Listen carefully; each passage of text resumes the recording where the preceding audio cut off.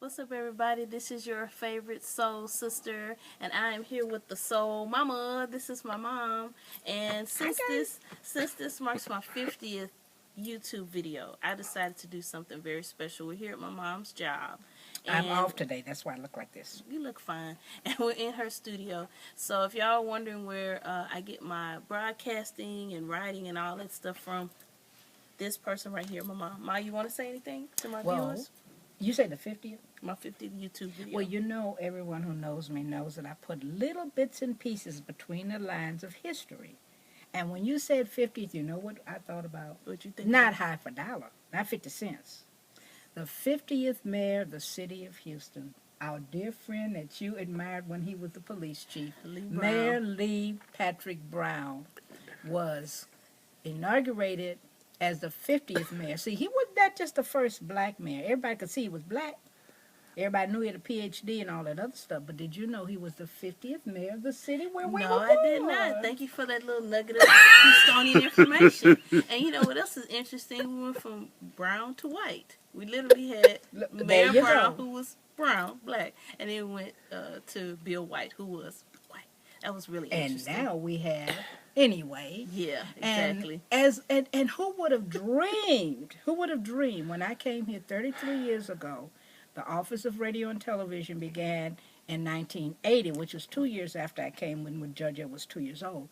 Who would have dreamed when radio and television for the diocese at the time of Galveston, Houston, that we would have a man of color, a man who is literally African-American, living at 1600 Pennsylvania? Who would have thought? That's right. That's true. And perhaps there was a little omen for Michelle and Barry, or Barack, if you're real close to him, and you know him back in the day when he really was born in the United States of America, the 50th state. Mm-hmm. I remember that. See, we got to get that 50 going. Okay. Who would have dreamed that having their firstborn on the 4th of July would be an omen for them to be Mr. and Mrs. United States of America? Let freedom ring. Let it ring. Let it ring. It was Juneteenth, so there you go. From Juneteenth to the 4th of July. Before we end the video, why don't you talk a little bit about me as a child, about doing my hair as a child? And then we're going to get into the natural hair. Everybody's I have natural hair care. I did it myself. I'm the original hairdresser for the family. I've done hair for generations, including my grandmother, my paternal grandmother.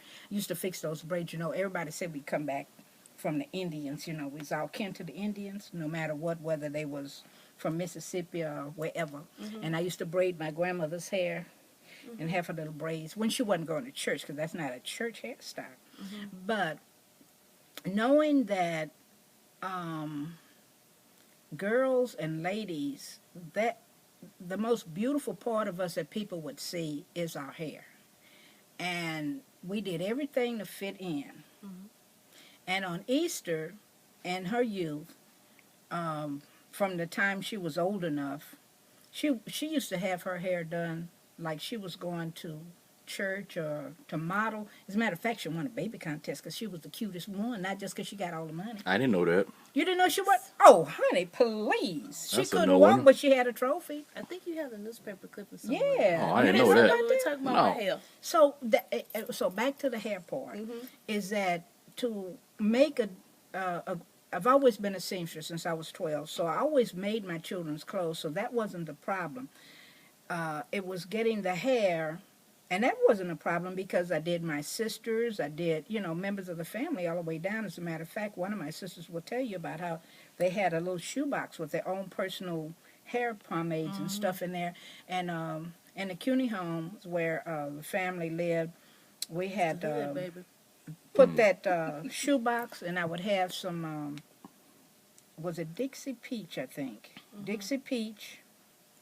And I would sit it in the sun, would make a pallet and have the girls sit around for their turn to get their hair done. And I literally let it sit there in the sun and melt, so they got hot oil treatments. Before it was fashionable. Before it was fashionable. And if you don't believe me, I got 4 sisters. Well, actually the younger ones know, but the first 3 will tell you. And one of my sisters said she thought she was Asian because I pulled it back so tight. to make the... No offense to Asian American, Asian you know, community. like, there you go. Oh, I have to do all that, You can edit it. But anyway, I want to ask you about the hair gel, because you were like a pioneer back in the day with hair gel. My mom was using hair gel before it was fashionable per se. And I remember Dippity Doo. Not Dippity Doo. It was one that came in a bottle with this psychedelic picture on there. It came in a bottle, about an 8-ounce bottle. And on the cover, it looked real psychedelic. What was the name of that gel? You used to use it. They had a pink one. They had a blue one. And you used to use it to roll I remember Hair So New. No, not Hair So New. And when it stopped being on the... Hair So New used to be good, y'all. And that was had conditioner. A generic brand. But before that, I happened to drop Georgette off because she's the only one of my 5 children who cared enough to graduate from the same school I did 50 years ago. How are we looking on time, Mr. Chris? Fine. How many minutes we at? We're 6. Okay, we good. See, because back to the 50, I graduated 50 years ago this June from Jack Yates, and she graduated from Yates. Well, one day, for whatever reason, I was on that little street right behind Yates. I had dropped her off, and I went in there for whatever reason, and they had on the shelf, no matter how, I don't know how long it had been sitting there, but they had some of the original Hair So New, and I bought the shelf out. But when you get a product, and it's good, you don't want to let go of it. And she's talking about this gel. You don't remember that gel? I don't remember the name of it. Because the bottle was about an 8-ounce bottle, but it was a clear bottle, but on the front, it had like a real psychedelic looking cover. I don't remember. It was like pink and purple. It was real, psychedelic looking. And then there was a blue one, I guess the different strengths. But my mom used hair gel. Like I said before, it was, I guess, fashionable. And then also VO5. The grease in the tube. Use that this morning after I shampooed my hair. And it has petroleum in it. And yes, some people do use products with petroleum. Because there's a lot of people that are like ingredients. I hate to use the word Nazis. They're like really crazy about ingredients. But anyway, so this is my mom. And she says that she wants to be the soul mama. That's right. So see, he have to work on the Soul cameraman Mama is Soul Brother, and he's got on a Soul Brother T-shirt. She got on a Soul, and I don't know. It was Juneteenth, and out of the clear blue sky, I said, you know what? I want to be Soul Mama. But back to the gel. With Georgette, she was fascinated with unrolling the hair because that gel made the hair kind of like stay like it was. It wasn't really hard, but it had the end papers on it.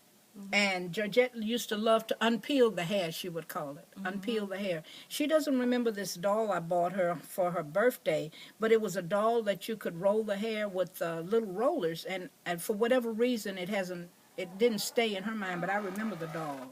And we would roll hair together. But for Easter, I was a stickler for making my girls' hair, their clothes and everything matched, the tights, the socks, or whatever. And they wore gloves, and especially Mommy wore gloves because from doing 4 perms for Easter, my nails would turn yellow. And that is an omen for, this is not a good thing. If your nails are turning yellow because you gave your girls a perm. But that's what I would do on Good Friday, remember we clipped the hair and buried it in the backyard? That was the thing you knew about. Another thing I remember is that even though our hair was relaxed when we were children, my mom didn't relax our hair a lot. I think that now people are using relaxers way too much. I remember, like say, Easter, maybe Christmas, back to school. Right, and that's back about to school. It. And but then like when summer, she was you would a give princess. Our hair a break. Yeah, but remember when you were like the Valentine? You talking about the carnation? The carnation and the Valentine, you know, because at the time, you remember the host was for that, and he was looking for me, but I had spent so much time fixing you up for the Valentine ball, was Police Chief Lee Brown, and there are pictures of her with him. But see, whatever I do in ministry or in family or hair, whatever, it's connected. Now, we'll tell them about the flowers, and then we're going to wrap it up. Yeah. Well, the flowers, I didn't realize it until one day I was making a collage, and I had this new frame, and I laid it down, and I was cutting out pictures of the girls. And for whatever reason, when I turned the frame over, I had a picture of my own mother, a picture of myself, and my 3 daughters, chronologically. And when I flipped it over, they were in a line, and all of us had a flower in our hair.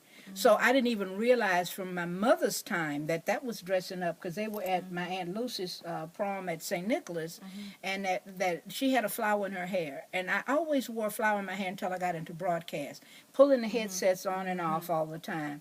But the ribbon and the flowers in the hair. And so when I see her now, it's like, that's my little Georgette that always had little flowers in proportion to your size. Okay. All of you. And so there she is. She's your soul sister, but she's my baby girl. Goodness. All right, y'all. So this is your soul sister and soul mama. Thank y'all so much for supporting my channel. You know, I really appreciate it. Like I said, I'm on my 50th video. Be sure to listen to the Soul Sister Show. Like I said, my mom, she does radio and broadcasting, so that's kind of where I got that from. And thank you for watching, and we'll see you next time. Bye-bye.